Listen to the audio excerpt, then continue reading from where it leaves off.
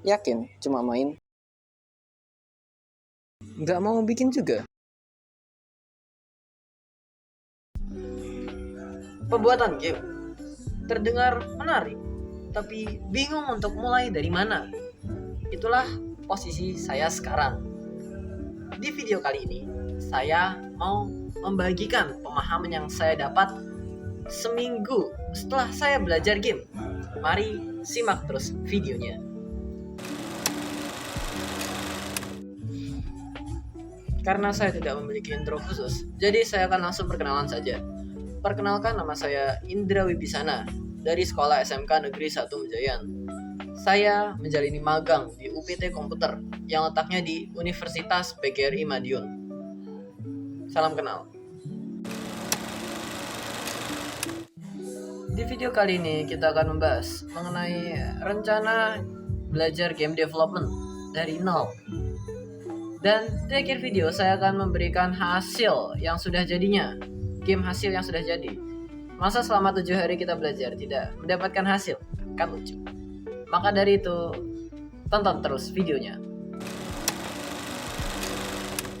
Pertama, apa itu game? Ya, sebagian besar kalian yang mengklik video ini pasti tahu apa itu game. Jadi kita skip saja. Ini game.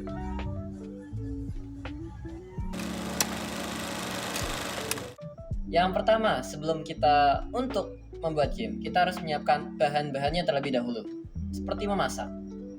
Jadi, yang pertama, kita menyiapkan hardware. Kita bisa berupa komputer atau laptop, bebas. Yang kedua, software untuk kita mengedit. Nah, untuk software yang akan saya gunakan kali ini adalah Godot. Godot Engine. Ya, namanya Godot. Kenapa saya memilih ini? Karena ini gratis total. Jadi buat kalian yang punya dana pelajar, gak punya duit, ya ini sangat-sangat recommended. Kecil dan ringan, bahasanya mudah, dan tutorialnya banyak sekali. Komunitasnya ramah. Itu alasan saya memilih Godot. Maka kalau ingin mengikuti tutorial ini, ikutilah saya, pilih Godot. Sekian, terima kasih. Setelah kita tahu apa itu game dan setelah kita tahu bahan-bahan apa yang kita gunakan untuk peningkatan belajar kita, yaitu game development kita harus membenarkan adalah mindset, pikiran. Kita harus membenarkan mindset kita. Yang pertama, jangan takut salah. Saat kita salah, kita melakukan kesalahan, terus kita melakukan proses untuk membenarkan kesalahan tersebut. Itu namanya juga proses belajar. Kita bisa menghindari kesalahan yang sama di kemudian hari. Yang kedua, target kita belajar sekarang bukanlah game besar, game AAA seperti Red Dead, terus ada Elden Ring apa bukan. Kita hanya buat di sini kita belajar dari kecil dulu. Kecil-kecil menepuk jadi bukit. Kita belajar game, kita membuat game-game kecil dulu. Terus yang ketiga, kita belajar itu sedikit tapi sering. Bukan kayak kita belajar lama tapi cuma 1 hari sebulan. Apa gunanya? Kita langsung selama sebulan ke depan kita lupa, kita mengulangi gitu. Mending kita itu belajar sedikit demi sedikit gitu. Jadi misalnya setiap hari kita belajar, tapi belajarnya per hari itu cuma 30 detik.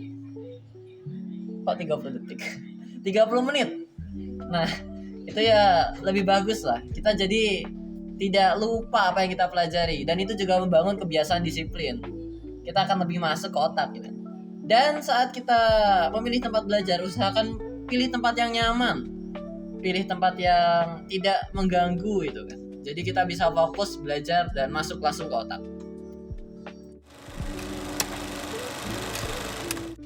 Saya akan memasuki pembahasan utama. Dan di sini ada terbagi menjadi 4 bagian. Di bagian pertama kita akan belajar dasar-dasarnya terlebih dahulu. Yang pertama juga kita harus menginstal Godot. Gimana kalau kita belajar tapi bahannya sendiri belum lengkap? Jadi pertama, install Godot. Setelah Godot kita install, kita mengenal apa itu di alat-alat di dalam Godot itu. Mengenal kotak perkakasnya gitulah kalau kita tukar. Misalnya kita mengenal apa itu Note. Note itu seperti Lego digital gitu. Terus apa itu scan? Dan scan itu adalah kumpulan-kumpulan not, yaitu kotak Lego gitu. Kita belajar di sini adalah belajar semua tool di Godot saat bagian pertama ya. Terus setelah kita belajar tool-tool Godot, kita juga belajar bahasa bawaan dari Godot, bahasa GDScript, bahasa yang kan kita gunakan. Di sini kita belajar bahasa rahasia untuk menyuruh logo-logo kita tadi itu bergerak agar bisa sesuai dengan keinginan kita. Itu saja untuk bagian pertama. Setelah kita melewati bagian pertama, kita akan masuk ke bagian kedua. Di bagian kedua, kita akan membahas tentang praktik. Bagaimana kita ingin mempelajari sesuatu jika hanya teorinya saja, tidak ada praktik. Maka dari itu, kita akan praktik. Contohnya, kita membuat 2 game kecil. Yaitu game pertama, game dengan tipe menghindar. Jadi ada karakter, menghindari jatuhnya objek. Nah, dengan membuat game itu, kita akan melatih. Yaitu melatih cara menggerakkan karakter menggunakan keyboard. Terus juga melatih cara membuat objek itu jatuh. Dan juga cara tahu karakter kita itu tertabrak, jadi ada sensor gitu. Dan game kedua itu adalah game melompat. Jadi karakter kita bisa lompat dari platform satu ke platform lainnya. Di situ akan melatih membuat gravitasi biar karakternya bisa jatuh secara realistis. Cara bikin lantai dan tembok yang bisa ditabrak. Bikin kameranya mengikuti karakter kita. Jadi bukan monoton kotak saja, kameranya mengikuti karakter kita gitu. Sekian untuk bagian kedua.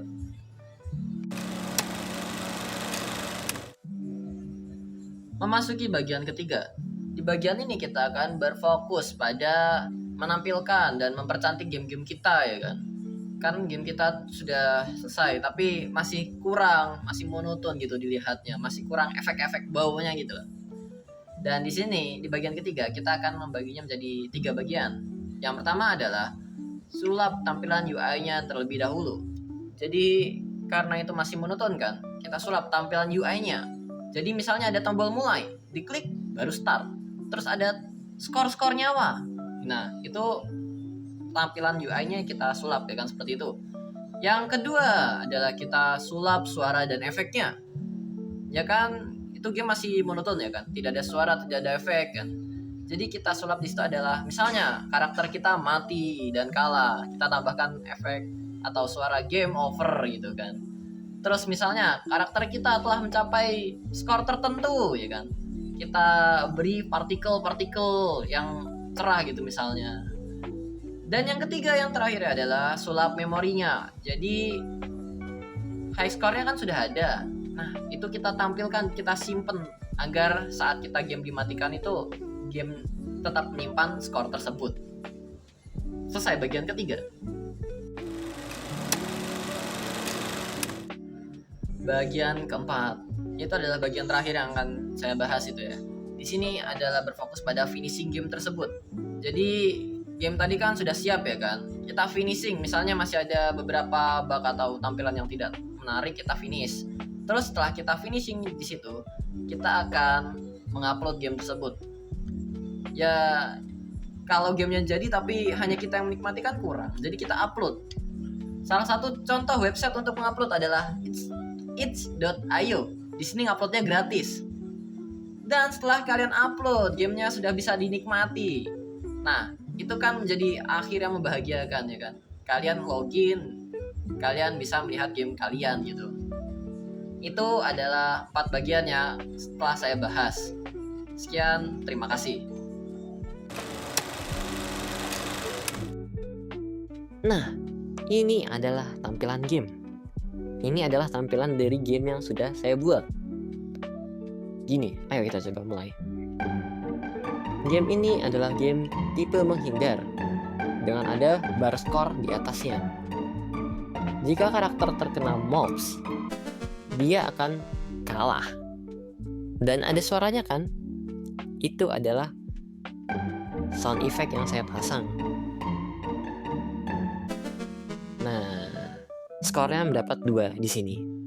Nah, bagaimana cara pembuatannya? Mari kita lanjut. Ini adalah tampilan UI dari Godot. Dan ini di kiri ini di kursor saya ini adalah Node atau yang saya jelaskan kemarin sebagai Lego digital. Dan kotak Legonya adalah ini nih. Ini namanya skin. Ini kebetulan saya samakan nama skin dan node-nya. Di sini ada 4 skin. Jadi bukan satu skin saja, ada 4. Saya memisah-misahnya. Di sini ada player, enemy, terus HUD juga, terus ada main. Main ini kumpulan dari skin-skin ini tadi. Saya panggil di sini dan jadilah tampilan seperti ini. Dan ini adalah tampilan enemy, jadi hanya musuhnya saja. HUD hanya tampilannya saja, HUD-nya cuma tampilan. Terus ini player, hanya playernya saja. Dibuat secara terpisah terus digabungkan di scan main. Sekarang kita ada di tampilan sintaks. Nah, ini adalah sintaks dari scan main. Ada function game over, function new game, dan function lain-lainnya. Dan ini adalah sintaks dari player. Di sini ada sintaksnya tersendiri. Kita pisah-pisah, terus di sini kita panggil. Nah, gitu cara pembuatannya. Bukan cara pembuatan, ini cara bagaimana game itu bekerja. Jadi di sini ada folder art ini. Ini adalah resource-nya kita membuat. Dan bagi kalian yang bingung, bagaimana sih membuatnya, bagaimana sih tutorialnya, Godot sendiri ada websitenya tersendiri. Bagi kalian yang ingin mencoba membuat game seperti saya tadi, itu ada tutorialnya di websitenya Godot. Jadi kalian kan download di website ini kan. Nah, di sini di navbar ini ketik yang docs ini, ditekan. Kita akan masuk ke tampilan getting start. Nah, ini your first 2D game. Nah, ini adalah game yang seperti kita buat tadi. Saya mencobanya membuat ulang mengikuti tutorial ini.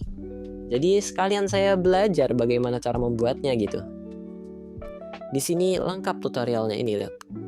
Nah, ada dari awal setting project, terus ada coding playernya, sintaks player. Bagi kalian yang ingin sama, mungkin bisa langsung pergi ke sini.